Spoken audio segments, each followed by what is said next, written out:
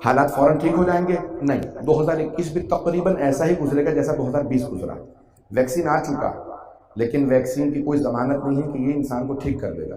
और फिर किस कंपनी का, किस मेडिसिन कंपनी का आप वैक्सीन लगवा रहे हैं, ये इंजेक्शन लगवा रहे हैं, इस पे खुद एक पूरी बहस है।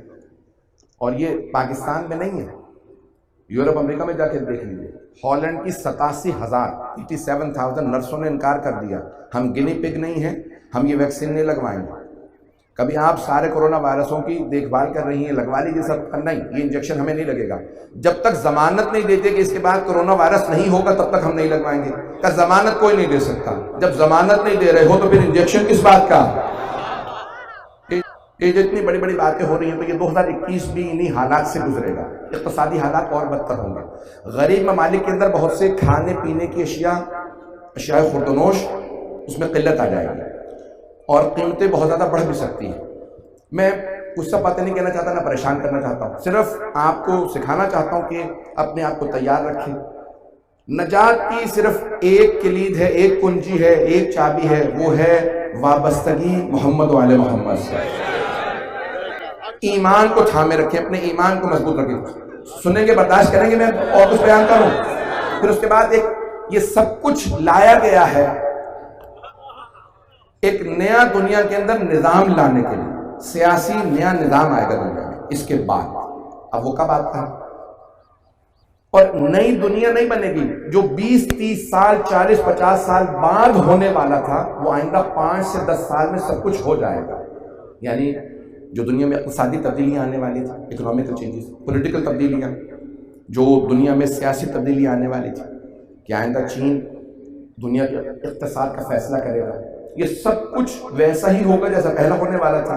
पहले 20-30 साल लगते हैं, 5 से 10 साल में सब कुछ हो जाएगा। मुझे पूरी तरह से एहसास है कि सब लोग खामोशी से मुझे बहुत गौर से सुन रहे हैं। एक पूरी सियासी इक़्तिसाद के लिहाज से, इकोनॉमी के लिए बहुत बड़ी बड़ी तब्दीलियाँ आएंगी। मैं कोई लेक्चर नहीं दे रहा हूँ, कभी कोई सेमिनार मौका मिला तो पेश करूँगा। ये नोट, करेंसी, सिक्के खत्म हो जाएंगे, क्रिप्टो करेंसी या खुद डिजिटल करेंसी या इलेक्ट्रॉनिक करेंसी आ जाएगी। पूरी दुनिया में एक ही करेंसी होगी और वो आइंदा चीन रन करेगा, चाइना के हाथ में उसका इक़्तिसादी हो। कोई बात नहीं, किसी को भी चलने दें, टेलीफोन को कोई मसला नहीं है, ये सिर्फ उसमें भी खास क्लिप बन रहा है। अगर बंद करने के लिए कहते हैं इंतजामिया के साथ कोऑपरेट कीजिएगा, बहुत से कैमरे लगे हैं, कोई मसला नहीं है, मुझे सुनते रहिएगा। तवज्जो है मेरे साथ में भी जारी रखूं, बोलता रहूं इस मौजूद को। ऐलान गिरामी, नई करेंसियां आएंगी, ये सब नोट वगैरह खत्म हो जाएंगे, एक करेंसी राइज होगी दुनिया भर के अंदर। आइंदा 5 से 10 साल में सब कुछ हो जाएगा। 5 से 10 साल में ये सब नई करेंसियां ले आएंगे। चीन इनका, चाइना फैसला करेगा। पाकिस्तान को एक लिहाज से फायदा होगा क्योंकि इसका इल्हाक और इत्तेहाद अब चीन के साथ है। जो हालात थोड़े बहुत खराब हो रहे हैं वो पाकिस्तान ने अपना किबला बदला है, मुझे परवाह नहीं है। तो जो किबला वो काबा था पाकिस्तान का, वो मोहतरम अमेरिका साहब था, और अब जो है वो चीन हो जाएगा। तो उसके बाद कुछ सियासी तब्दीलियां आएंगी। मैं ज्यादा परेशान कर रहा हूं। अब पाकिस्तान को फायदा होगा चीन के साथ होने का, राहदारी बनेगी पूरे मुल्क के अंदर, सड़कों के जाल बिछ जाएंगे, नई एयरलाइनें भी आएंगी, सफर बदल जाएंगे। चीन ने कहा है कि हम पूरी दुनिया से 1 रोड 1 बेल्ट, एक सिल्क रोड का जो तस्वुर दिया है, अब राय रेशम जो पूरी सड़क बनेगी वो बनाएगा। पूरी दुनिया में बहुत तेज ट्रेनों का निजाम लेके आएगा चाइना। आइंदा कारें आहिस्ता आहिस्ता ड्राइवरों के बगैर चलेंगी। मैंने खुद कई ममालिक के अंदर देखना शुरू किया कि कारें आना शुरू हो गई। ऑटोनोमस कार कहते हैं, आप उसमें सिर्फ एड्रेस डाल दें, पता डाल दें, पहुंचा देगी। आइंदा लोग गाड़ियां खरीदा नहीं करेंगे, आइंदा लोग गाड़ियां नहीं खरीदेंगे। जर्मनी में ये अभी शुरू हो चुका है।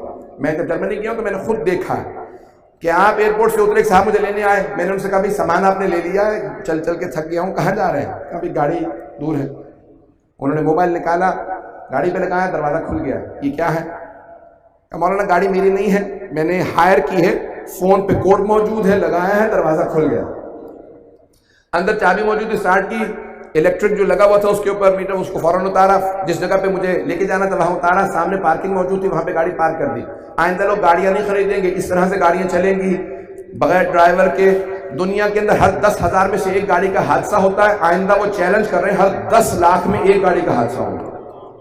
परेशान हो गए, अब थोड़ा सा और परेशान हो जाए।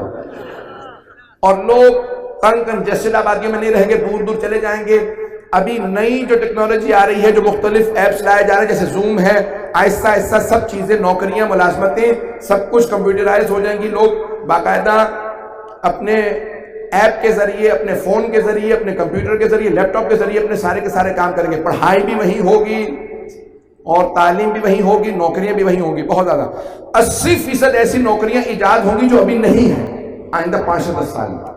जैसे अब से 30 साल पहले, परेशान अगर हो रहे हैं तो मुझे सुन लीजिए, मैंने वादा किया।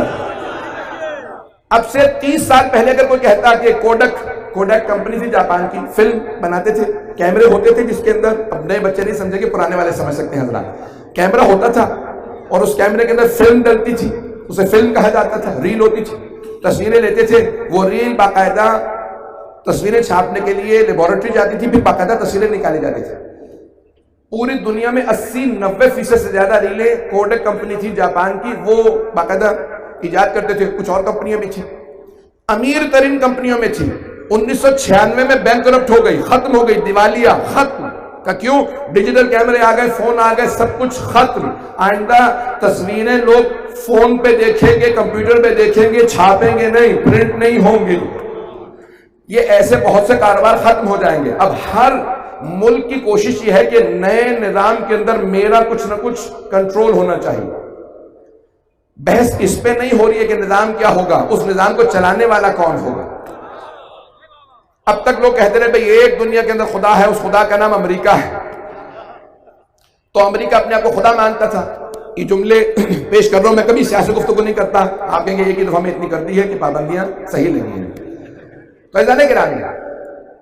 पुराने जमाने में थे नमरूद, फिरौन, वो कहते थे अना रब्बुकुमुल आला। कुरान उठा के देखिए, अपनी जबान से कहते थे अना रब्बु, मैं तुम्हारा रब हूं, पालने वाला हूं। अब कहते नहीं है, लेकिन हरकतें वही हैं जो फिरौन की थी। हमें नहीं मानोगे तो ड्रोन से हमला करेंगे, एटम बम की धमकी देंगे, न जाने क्या कुछ होगा। अब ये सारा एक नया इक्तिसादी निजाम आ रहा है दुनिया के अंदर, सब चीजें तब्दील हो जाएंगी। बस मैं इसी पे इत्तेफाक करूंगा, शायद मैंने बहुत ज्यादा परेशान किया।